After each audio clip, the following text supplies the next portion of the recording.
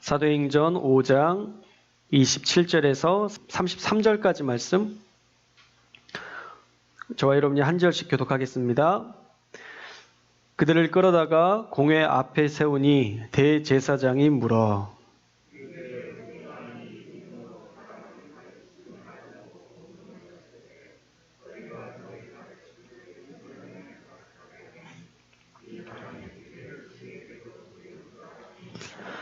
베드로와 사도들이 대답하여 이르되 사람보다 하나님께 순종하는 것이 마땅하니라.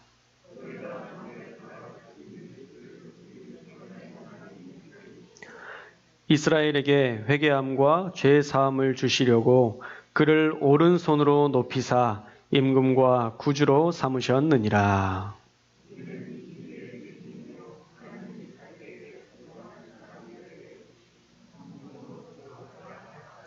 함께 읽겠습니다. 그들이 듣고 크게 노하여 사도들을 없이 하고자 할세. 아멘. 오늘은 하나님께 순종하는 것이 마땅하니라 라는 제목으로 하나님의 말씀 나누려고 합니다. 거대한 조직과 싸운다는 것은요, 큰 결단이 필요합니다. 왜냐하면 그 조직은 단단해서 웬만해서는 이길 수 없기 때문이죠. 그래서 대기업과 싸우는 노동자들은 대부분 패소하기 쉽상입니다. 법적으로도 안 되고 재정적으로도 안 되기 때문에 질 수밖에 없죠.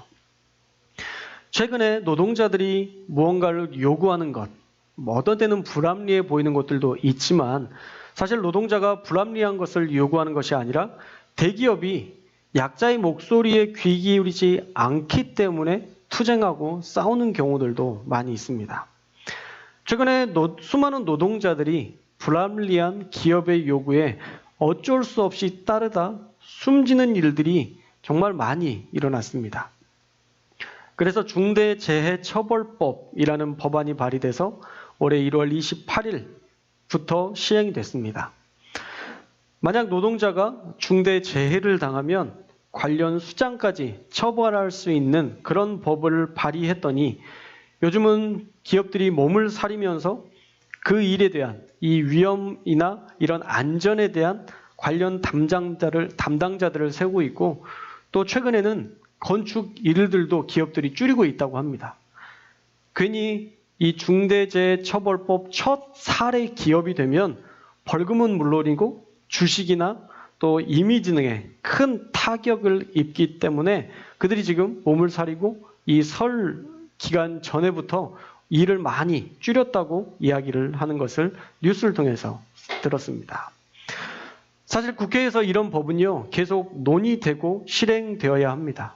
왜냐하면 약한 자들을 위한 법안이 발의되지 않으면 약한 자들은 늘 불합리한 터전 속에서 자신의 약함을 한탄하며 살아야 하기 때문입니다. 오늘 말씀에 보면 초대교회는요, 사실 지금의 노동자들보다 훨씬 더 큰 고통을 당하며 살았습니다. 먼저는 예수님을 대제사장과 바리새인과 사두개파 사람들까지 모두가 똘똘 뭉쳐서 그들의 그 권세를 지키기 위해 로마에 고발해서 예수님을 죽게 했습니다. 유대교의 지도자들과 또 로마의 수장들에 의해서 예수님은 그렇게 죽임 당하셨습니다. 그러나 예수님은 거기에서 멈추지 않으셨고 부활하시고 승천하신 이 실제적인 역사가 있는데도 불구하고 이 유대교 지도자들은 예수님을 믿지 않았고 그 제자들을 박해하는 악한 행위도 멈추지 않았습니다. 교회가 성장하고 유대교는 몰락하는 것 같은 이 상황이 싫어서 이 유대교 종교 지도자들은 기독교인들을 대대적으로 박해하기 시작합니다. 4장에 보면 사도들을 옥에 가두었고요. 7장에서는 교회 일꾼으로 세운 스데반 집사가 순교하는 일까지 벌어집니다. 특히 사도행전에서는요, 사도들을 박해하는 주 부류가 바리새인이나 사두개인 이 정도가 아니라 이제는 그 윗 사람 대제사장의 주도하에 사도들과 교회를 박해하는 것을 우리가 말씀을 통해서 보면 알 수 있습니다. 그만큼 교회의 부흥과 성장을 이제는 심각하게 여겼고 유대교의 수장, 대제사장이 나서서 박해를 시작했던 것입니다. 그러니까 과거와는 수준의 차이가 다른 그런 대대적인 박해가 시작된 것이죠. 예수님을 따르던 제자들, 그리고 그 도를 따르는 무리들 누구라도 다 잡아서 감옥에 넣는 일을 시작하던 그 시작점이 바로 오늘 5장 말씀에 나오는 것입니다. 그러나 박해가 많을 때 하나님의 역사도 큰 법입니다. 할렐루야. 여러분의 인생 가운데에도 어려움이 많을 때 사실 하나님의 기적도 훨씬 더 많아요. 그래서 여러분 어려움이 있을 때 그 어려움만 주목하지 마시고요. 어려울 때 하나님이 주실 그 기적을 기대하면요. 여러분에게 더 놀라운 역사가 나타날 줄로 믿습니다. 자, 그렇게 대제사장과 사두개인 당파가 사도들을 잡아다가 가뒀는데 우리가 지난 말씀에서 살펴봤었죠. 주의 사자가 천사가 나타나서 그들을 옥문에서 열어 꺼내주는 그런 기적을 경험하게 됩니다. 그리고 생명의 말씀을 전하라 라는 그 명령에 새벽부터 성전에 나가서 하나님의 말씀을 전하는 순종을 우리가 지난주에 살펴봤습니다. 그러나 성전 맡은 자, 성전을 지키는 경비대장입니다. 이 성전 맡은 자는 성전을 지키던 경비대장이에요. 경비대장이 다가와서 강제로는 하지 못하고 조심스럽게 모셔다가, 성경에는 끌어다가 라고 되어 있지만 사람들이 무서워서 인격적이고 조심스럽게 모셔다가 지금 공회 앞에 세운 것입니다. 자, 이 공회라는 말도 우리가 잘 알아야 되는데 이 공회는요, 사내들인 공회라는 조직인데 여기는 70명으로 구성되어 있습니다. 율법에 근거로 한 70명의 공회원의 구성은요, 제사장 24명, 장로 24명, 학자인 서기관 22명으로 구성되어서 총 70명으로 구성되었습니다. 그리고 대제사장은 공회 의장으로 참가했습니다. 그러니까 총 몇 명이 함께 회의를 진행하는 걸까요? 71명? 예, 71명입니다. 제가 마지막에 답을 또 드렸죠. 71명이 이 공회에 참석해서 모든 것들을 결정하는 거예요. 얼마나 자주 모였냐면 안식일과 축제, 축전일, 이 절기의 행사를 제외하고는 매일 열렸고요.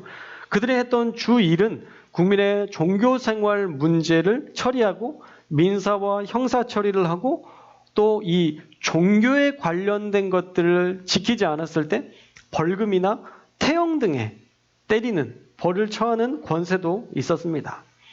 그래서 이스라엘에게 있어서 사법, 입법, 공권력까지 갖춘 최고 기관이라고 보시면 되는 것이죠. 지금 사도들이 누구랑 싸우고 있냐면요. 이 이스라엘의 최고 기관, 사내들인과 또 공회 의장, 대제사장과 싸우는 것입니다. 사도행전 3장에서도 성전 미문에 나면서부터 걷지 못한 사람을 낫게 한 것을 가지고 이 공회가 모여서 신문했고 다시는 예수의 이름으로 말하지도 말고 가르치지도 말아라 라고 위협했지만 하나님의 말씀을 듣는 것이 옳으니라 라고 얘기하며 그들의 요구에 거절로 답했습니다. 그리고 지금은 공회가 아닌 대제사장이 나선 거죠. 교회를 심각한 공동체로 규정하고 유대교를 심각하게 위협하는 공동체로 규정하고 공회의 수장이 낮아서 직접 신문을 하고 박해를 시작했던 거예요. 여러분, 국회의원들이 나선 것과 대통령이 나선 건 다르죠. 그 위협감이 훨씬 더 큰 상황입니다. 그런데도 사도들은요, 아랑곳하지 않아요.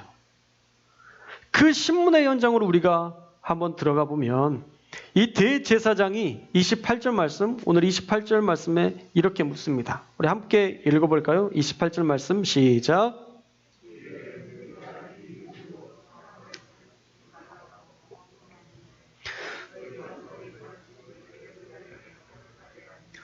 이 사람의 피를 우리에게로 돌리고자 함이로다. 아멘. 자, 이렇게 이야기하면서 사도들을 신문해요. 대제사장과 공회원들의 입장에서는요, 예수님이 죽은 핏값을 그들에게 돌리면 자신들이 누리고 있는 그 자리를 지키는 것이 쉽지 않으니까 이렇게 조심하게 하는 겁니다. 밀란이 일어나면 누구 책임일까요? 그 당시에 지도자들 책임이죠. 로마가 그것에 대해서 누구에게 책임을 물어요? 이 사내들인 공회원과 대제사장에게 물을 수밖에 없는 거예요. 그러니까 밀란이 일어나지 않도록 야, 왜 예수님의 핏값을 나에게 돌리냐? 왜 우리에게 돌리냐? 그러지 말아라. 내가 그렇게 얘기하지 말라고 그렇게 얘기했지 않냐? 라고 지금 사도들을 신문하고 있는 거예요. 그래서 대제사장과 공회원들이 지금 그 안에 불안감이 가득해 있는 상황입니다. 그 불안감이 28절에 나오는데요. 첫째로는 너희 가르침을 예루살렘에 가득하게 했다라고 얘기하고 있어요. 앞으로 가득 차게 될 것이 아니라 너희들이 그렇게 가르치다 보면 너희를 믿는 사람들이, 너희의 말을 믿는 사람들이 많아질 것 아니냐, 이게 아니라 이미 예루살렘에 가득했다라는 거예요. 그러니까 그들의 위기감이 생각보다 컸다는 것을 알 수 있죠. 둘째는 방금 나눴던 것처럼 이 사람의 피, 예수님의 핏값을 그들에게 돌리니 불안했던 것입니다. 앞서 이야기 드렸던 것처럼 밀란이 일어나면 로마로부터 받았던 그 권세를 다 잃을 수도 있으니까, 자기 목숨도 부지하기 힘들 수 있으니까 이런 일을 말하지 말라고 계속 당부하고 있는 거예요. 그래서 공회의장이었던 대제사장이 직접 나서서 이제 사도들을 신문하게 된 것입니다. 그런데 베드로와 사도들은요, 그 말에 순종하지 않아요. 일단 사도들은요, 진실만을 말해야 했기 때문에 어쩔 수 없이 예수님의 이름에 대해서 이야기할 수밖에 없었습니다. 사도들이 대제사장과 공회원들을 탓하지 않을 수가 없어요. 왜냐하면 예수님을 잡아서 로마에 고발했다라는 이 사실을 모르는 사람이 없었거든요. 그 당시에 모든 사람들이, 이 유대교 종교 지도자들이 예수님을 모함해서 로마에 고발해서 죽게 했다, 이 사실을 모르는 사람이 없었습니다. 그러니까 설교 시에 등장할 수밖에 없는 것이죠. 또한 대제사장이 말하지 말라고 해도 사도들은 예수님이 주신, 이 땅 가운데서 죽으신 그 죽음의 의미를 세상에 전하고 영혼을 구원하는 사명을 감당해야 됐기 때문에 성전에서 무리들에게 전하지 않을 수 없었던 것입니다. 그러니까 베드로와 사도들은 거짓말할 수 없었던 것이죠. 그래서 29절의 말씀에 보면요, 이렇게 이야기합니다. 우리 29절 말씀 베드로의 마음으로 한번 읽어보겠습니다. 29절 시작. 베드로와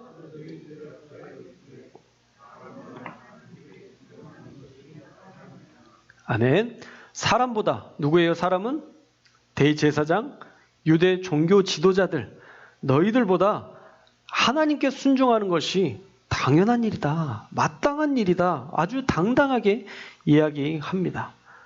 또 웃긴 것이 방금 전에 대제사장이 왜 그 핏값을 우리에게 돌리냐, 말하지 말라고 내가 그렇게 얘기하지 않았냐라고 하는데 하지 말라는 말을 또 하죠.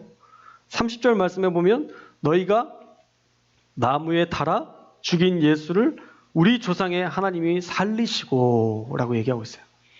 대제사장이 그렇게 하지 말라는 이야기를 지금 베드로와 사도들이 또 하고 있는 거예요.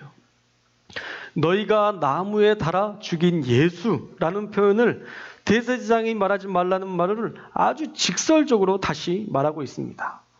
너희가 죽인 예수를 하나님이 살리셨다. 그리고 31절에 이스라엘에게 회개함과 죄사함을 주시려고 그를 오른손으로 높이사 임금과 구주로 삼으셨느니라 라고 말씀하고 있어요. 너희는 그를 죽였으나 하나님이 살리셔서 예루살렘 사람들에게 회개와 죄사함을 주시려고 예수의 이름을 높여 부활 승천하게 하셔서 우리의 임금과 구주로 삼으셨다.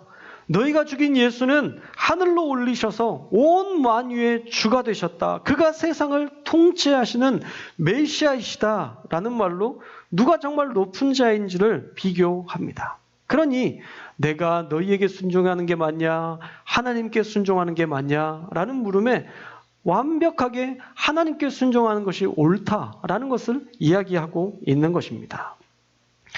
그리고 32절에 이 일에 우리가 증인이다 라고 못을 박아요. 대제사장과 공회원들, 너희가 그렇게 했지 않냐? 우리가 그 증인이다 라고 말하며 하나님이 자기에게 순종하는 사람들에게 주신 성령도 그러하니라 라고 말씀해요. 하나님이 자기에게 순종하는 사람들에게 주신 성령도 그러하니라. 제가 말씀을 몇 번을 읽었어요. 다른 번역본도 읽어보고 아무리 읽어봐도 이 내용을 설명하기가 참 어렵더라고요. 그래서 NIV 영어 성경으로 보니까 이 모든 일에 대한 증인이 사도들과 성령이시다 라고 끊어지고, 성령이 누군지를 대제사장과 공회원들이 모르니까 설명하듯이 성령은 하나님께 순종하는 영이시다 라는 말을 덧붙인 거예요. 그러니까 증인이 누구예요? 사도들과 성령 하나님이 증인이시라는 거예요. 너희가 죽인 것에 대해서 누가 증인이냐? 우리들과 바로 성령 하나님이 증인이시다라는 말씀인 것이죠. 그러니까 대제사장과 공회원들이 이제는 주체할 수 없을 정도로 화가 난 거예요. 하지 말라는 말을, 예수님에 대한 말을, 그 책임을 돌리지 말라는 말을 계속 이 대제사장과 공회원들에게 돌리고 있고, 예수님을 죽인 일에 대해서 우리도 알고 하나님도 아신다라고 얘기하니까 이제는 정말 극대노하게 된 것이죠. 그래서 33절 말씀에 보면요, 듣고 크게 노했다라는 표현을 씁니다. 여기까지만 읽어도 이제는 정말 큰 일이 날 것만 같죠. 아쉬울 때 끝내야 돼요. 오늘은 여기까지만 우리가 살펴보려고 하는데요. 자, 오늘 말씀에서 우리에게 주시는 교훈은요, 명절이니까 오늘은 한 가지만 나누겠습니다. 2개, 3개 하려다가 빨리 가는 게 가장 큰 행복이고 은혜겠다 싶어서 한 가지만 했어요. 한 가지 사건은, 교훈은 사도들은 하나님께만 충성하겠다는 굳은 다짐이 있었다는 거예요. 우리가 어떤 굳은 다짐을 하는 거 정말 중요하거든요. 한 가지 생각을 가지고 있다는 거 정말 중요하거든요. 하나님 앞에 나에게 맡겨주신 이 복음을 전하는 일에는 내가 어떤 것도 타협하지 않겠다. 하나님께만 충성하겠다는 이 굳건한 믿음이 사도들을 붙들었고 그들이 담대하게 복음을 전할 수 있는 힘이었다라는 것이죠. 유대교라는 거대한 조직, 그 수장이었던 대제사장 앞에서도 담대할 수 있었던 것은 나는 하나님께만 충성하겠다는 굳건한 다짐이 있었기 때문입니다. 여러분들은 어떤 마음으로 예수님을 믿으시나요? 만약 국가가 전염병 상황이 아닌데 예배를 통제하려 든다면 여러분은 그럼에도 불구하고 교회에 나와 예배할 수 있는 담대함이 있습니까? 아유, 그래. 교회 다니시는 분이면 보통 아멘 하십니다. 할렐루야. 여러분, 전염병 상황이 아닌데 국가가 통제한다고 했을 때 여러분 교회를 선택하실래요? 아니면 그냥 국가가 그렇게 하지 말라고 하니까 하지 말아야지, 예배를 포기하시겠습니까? 이런 질문 자체가 사실은 되게 수준 낮은 질문이에요. 왜냐하면 이 전염병 상황인데도 14,000명이 넘어가고 이 확진자가 이렇게 많아지는, 급등하는 이 상황 속에서도 예배 자리에 나와 예배를 지키는 여러분이라면 사실 이런 물음은 좀 수준 낮은 질문이라 생각합니다. 이미 여러분이 이 예배 자리를 지킴으로 삶으로 예라고 답하고 있는 줄로 믿습니다. 여러분, 지금처럼 여러분이 하나님께 순종하며 사시기를 주님의 이름으로 축원합니다. 여러분의 믿음을 지켜내는 그런 믿음이 있었으면 좋겠어요. 어떤 고난이 와도 예배를 지키는 믿음, 그게 진짜 믿음이잖아요. 타협할 것 다 타협한 우리의 신앙, 사실 그 신앙은요, 어쩌면 볼품없고 초라한 믿음만 남을 겁니다. 하나님 앞에서 우리가 부끄럽지 않기 위해서 저와 여러분은 베드로와 사도들처럼 사람보다 하나님께 순종하는 것이 마땅합니다 외치면서 말씀 안에서 그리스도인이라는 자부심 가지고 세상 가운데에서 그 어떤 사람들이 여러분들을 모함하고 넘어지게 하고 무너지게 하려고 한다 해도 사람보다 하나님의 말씀을 듣는 것이 마땅합니다. 그 사람들에게 얘기하지 말고요. 여러분 속으로 내가 당신에게 순종하지 않고 난 하나님께 순종합니다. 여러분 속으로 하나님께 기도하면서 하나님 앞에 아뢰면 하나님이 그 믿음 기뻐 받으실 줄로 믿습니다.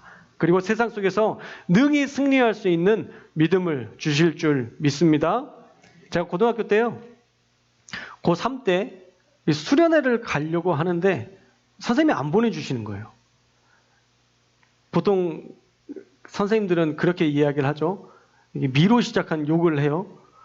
이 미인아 고3인데 무슨 수련회를 가냐. 그래서 제가 저 신학을 할 건데 당연히 가야 되지 않겠어요? 이런 미인아 공부를 해야지 네가 그래도 선생님 보내주세요. 아휴 그러더니 네가 알아서 해. 알아서 하라니까 제가 알아서 했죠. 수련회를 갔습니다. 맞을 생각도 했어요. 멋지지 않아요? 제가 언제 그렇게 주를 위해서 박해를 받겠어요? 이게 고3 때 생각이에요. 내가 주님을 위해서 언제 그렇게 박해를 받아볼까? 내가 수련회 갔다 온 걸로 인해서 선생님이 이렇게 맞으면 선생님이 날 때리면 내가 이렇게 맞으면서 주님 주님을 위해서 제가 고난당하고 있습니다. 이 이야기를 할 수 있는 게 너무 좋을 것 같아서 때리든지 말든지. 그래서 수련회를 갔다 왔는데 또 선생님이 안 때리시더라고요. 이 고난의 그 기쁨을 좀 겪어보고 싶었는데 안 맞으니까 안 맞는 것도 좋더라고요. 그래서 그것들을 뛰어넘었던 적이 있어요. 여러분 우리가 담대하면요 하나님이 그거 다 이겨낼 힘 주세요.